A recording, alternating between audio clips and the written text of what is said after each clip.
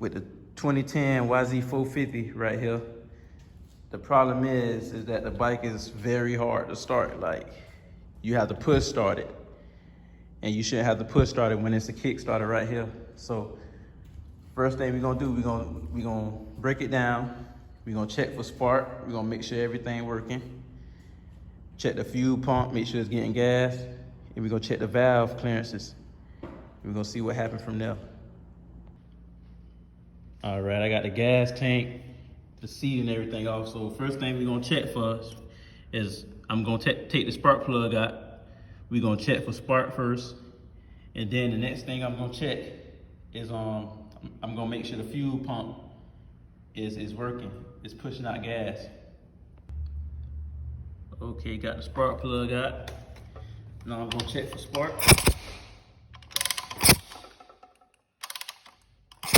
Yeah, so it got spark.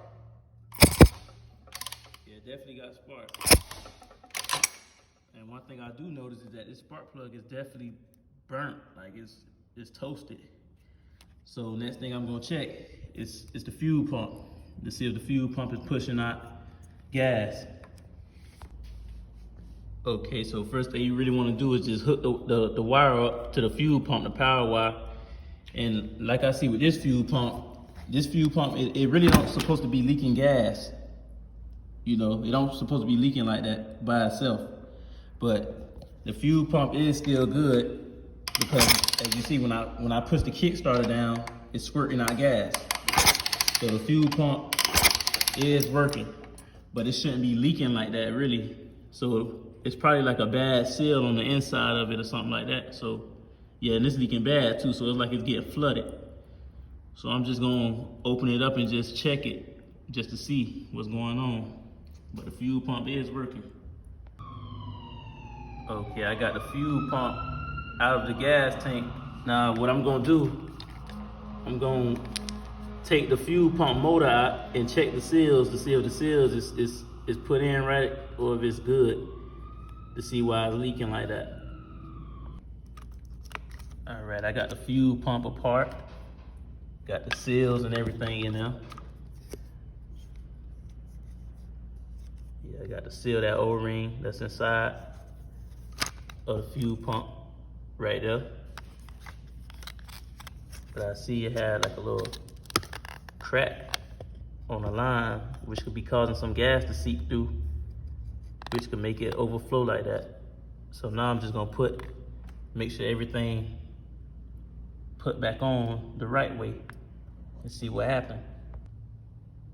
Okay, so I had put the old fuel pump back together and back in, and it was doing the same thing. It's still leaking from here, so it have another problem. So what I'm gonna do, I'm just gonna put this other fuel pump on, and we're gonna see what happened with this OEM fuel pump. Okay, I got the good OEM fuel pump on there, and as you can see, it's no gas coming from there, dripping from there. Because what it do, like, if gas is dripping from there, it's losing pressure. It's losing fuel pressure. And that could cause a problem right there too, with starting. Okay, and I'm gonna show y'all another example. Now, as you can see, it's not dripping at all. It's not dripping, but as soon as I kick down, you're gonna see the pressure come out. That's how it should be. Then once I don't kick it, it should not drip. But when I kick it, it should explode. And that was the problem with the other fuel pump, you know.